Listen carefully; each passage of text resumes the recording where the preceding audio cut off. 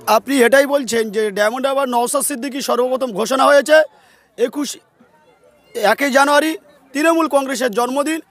তিনি নাকি পশ্চিমবাংলার দ্বিতীয় কমান্ডার, তৃণমূলের জন্য চোরেদের কমান্ডার। একটাও জায়গা তার মিছিল এবং একটা সভা করতে পারেনি।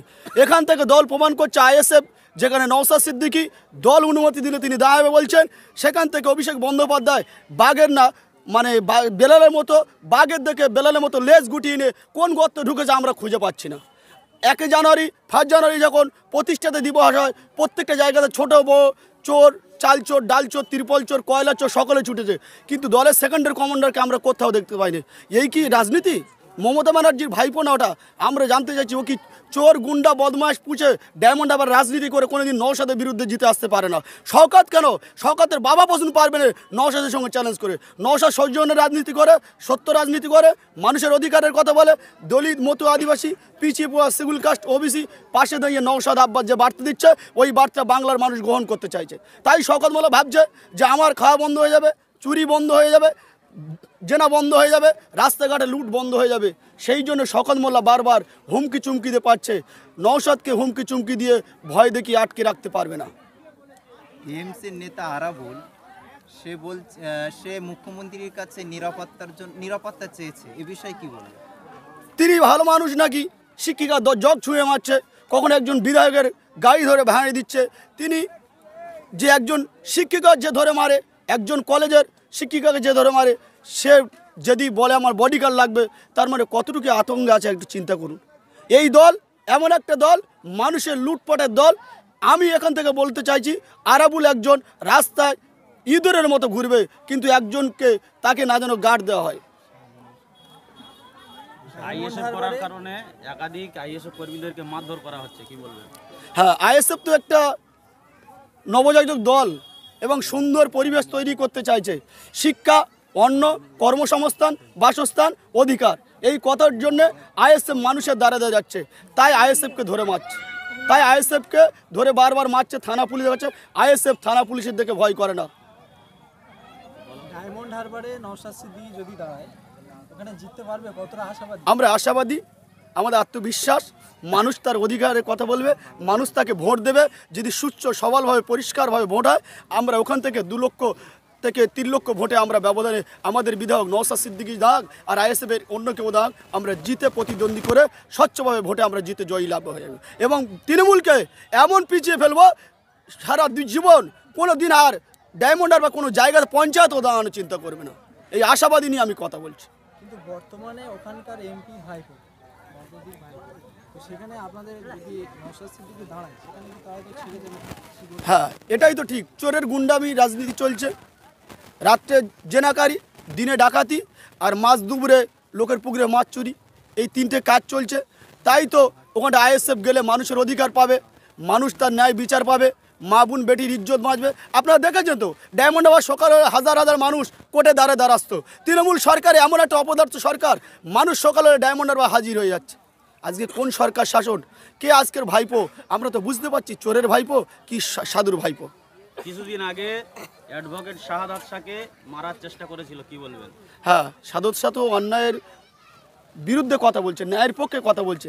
তিনি তো একজন ডায়মন্ড হারবার কোর্টে আইনজীবী, তাই তাকে হুমকি চুমকি দিয়ে বসে থাকছে যে সাধুর সাহেব যদি এটকে যায় তাহলে ডায়মন্ড হারবার তো কানাবে না। বন্ধু, সাধুর সাহেবের মতো আবার হাজার হাজার সাধুর ডায়মন্ড হারবার থেকে আগামী দিন যখন ঘোষণা হয়ে যাবে, আগামী দিন সাধুর সাহেবের মতো হাজার হাজার উকিল ব্যারিস্টার দাঁড়িয়ে নওশাদের সাপোর্ট করবে, এই বিশ্বাস আমার। সন্দেশখালীতে তৃণমূলের নেতা শাহজাহান ইডিকে মারধর করেছে, ওখানকার লোকেরা কি বলবেন? ছি ছি ছি, লজ্জাজনক কথা না? ইডি মানুষের চুরিটাকে ধরতে চাইছে। ইডি একটা যেমন সিগন্যাল বা একটা বাস পাখি মুরগি নিয়ে পালিয়ে যায়, মালিক পক্ষ বাচ্চা হোক ছোট হোক তাকে দেবলে ঢিল ছুঁড়ে মারা হয়। তো একজন ইডি মানে একজন চোরকে ধরতে যাচ্ছে। একজন ইডি মানে এই ভারতের সংবিধান তাকে হাতে দেওয়া হয়েছে যে তুমি সংবিধানের ঊর্ধ্বে কাজ করতে যাবেন না, তুমি সংবিধান আইন মেনে চলবে। তাই চোরকে ধরতে যায়, চোর আবার পাথর ছুঁড়ে মারছে। এটা একটা লজ্জাজনক বাংলার জন্য। বাংলা ধিক্কারজনক। মমতা ব্যানার্জি ধিক্কারজনক জানাই, ভাইপোকে ধিক্কারজনক জানাই।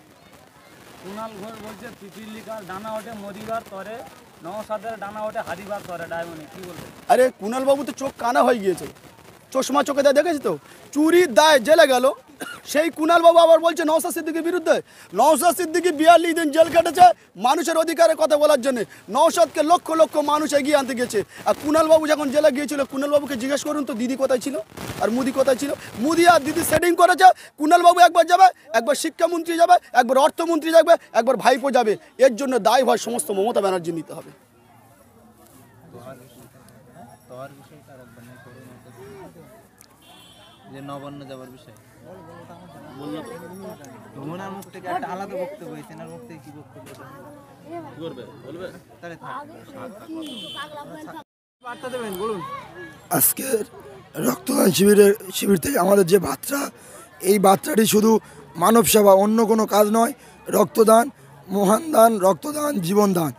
তাই প্রত্যেক জাতি ধর্ম বর্ণ নির্বিশেষে সকল ভাইদেরকে বলবো, কোনো দল নয়, কোনো মত নয়, প্রত্যেকে আমাদের একটাই আগ্রহ থাকবে, মানব সেবা, মানবের পাশে দাঁড়ানো, মানুষেরকে সেবা করা। আজকের এই প্রোগ্রামে যে এত মানুষের আয়োজন, কি বলবেন? আইএসএফের প্রভাব কিরকম আপনাদের? দেখুন, আইএসএফের প্রভাব তো সারা পশ্চিমবাংলা জুড়ে একটাই নাম এখন নওশাদ সিদ্দিকী ভাইজান। আর ইয়াং জেনারেশন থেকে শুরু করে ছাত্র সমাজ থেকে সকলে শুধু একটি স্লোগান আছে, ভাইজান জিন্দাবাদ। তা ভাইজান ছাড়া পশ্চিমবাংলায় অন্যান্য কোনো কথাই হবে না। আরও বিগত দিন লোকসভার পরে হয়তো ভাইজান ছাড়া আর অন্য কোনো দলই থাকবে না। লোকসভায় কতটা লড়াই করতে পারবে আইএসএফ? লোকসভা আইএসএফ ভালোই পরিমাণ লড়াই করবে। এখন রাজ্য কমিটির বৈঠক চলছে, কোথায় কোথায় প্রার্থী দেবে তো এখন ডিক্লেয়ার করেনি। ডিক্লেয়ার করলে তবে লড়াই একটা হবে, ভালো পরিমাণ টাফ লড়াই চলবে। তা অভিষেক তো মনে হয় ডায়মন্ড থেকে কালীঘাটে চলে যাবে, ওর রাস্তা ওই ক্লিয়ার হয়ে গেছে। আপনারা যে আইএসএফ করছেন, কিন্তু আপনাদের এলাকায় বা অনেক জায়গায় যে তৃণমূলের মানে অনেকে পঞ্চায়েত প্রধান ইত্যাদি রয়েছে, তো আপনার তাদের তরফ থেকে আপনাদের কোনো হুমকি চুমকি বা কোনো সমস্যা হয়? না, আমাদের এখানে হুমকি দেওয়ার মতো কেউ নেই। তবে একটা জায়গায় আছে, সেটা হলো নিশাপুর টেকপাঁচা মন্দিরবাজার ব্লকের মধ্যে। তবে আমার এই এলাকার আশেপাশে যারা আছে, হুমকি দেওয়ার মতো কেউ নেই। ফুরফুরা মাদ্রাসায় জিতেছে নওশাদ সিদ্দিকী 6টা আসনে। নওশাদ সিদ্দিকী বলছে ফুরফুরার ভোট জিতে এমন করছে যেন নবান্ন দখল করেছে, এই বিষয়ে কি বলবেন? না, সেটা তিনি একটা রাজনৈতিক প্ল্যাটফর্মে দাঁড়িয়ে বলে। এটা হচ্ছে তার পলিটিক্যাল লাইনে তিনি বক্তব্য দেয়। তবে আমি বলতে চাই, তোয়ার সিদ্দিক বলুক আর যেই সিদ্দিক বলুক না কেন, এখন মাদ্রাসা থেকে শুরু করে বুথ থেকে কলেজ সমস্ত জায়গায় যদি ঠিকমতো পরীক্ষা নেওয়া হয়, ভোট নেওয়া হয়, সেই জায়গায় একটাই ঝান্ডা উঠবে, সেটা হচ্ছে আইএসএফ, নওশাদ সিদ্দিকী ভাইজানের ঝান্ডা। বিগত দিনে 21শে জানুয়ারিতে আমরা দেখেছিলাম নওশাদ সিদ্দিকীকে গ্রেপ্তার করা হয়েছিল, এবং সামনে আইএসএফের 21শে জানুয়ারি আসছে, কি বলবেন? আরে 21শে জানুয়ারি ওটা তো একটা বৃহত্তম সমাবেশ হবে। 21শে জানুয়ারি মানে আমাদের দল প্রতিষ্ঠা দিবস। ওই দলের জন্য ওখানে গিয়ে অনেকে মার খেয়েছে, আমরা দাবর খেয়েছি, কেউ কেউ জুতো থেকে শুরু করে ফেলে এসছে, কারোর খুন হয়েছে। তবে যেটা 220 দিন না কতদিন ছিল জেলে, তবে ওটা ফের যদি গন্ডগোল করে ফের 300 দিন লাগে, তাতেও আইএসএফ থাকতে ইচ্ছুক। তবে অন্যায়কে অন্যায় বলে আইএসএফ মানবে, কিন্তু অন্যায়কে প্রশ্রয় দেবে না আইএসএফ। কোশ্চেন আছে বলো।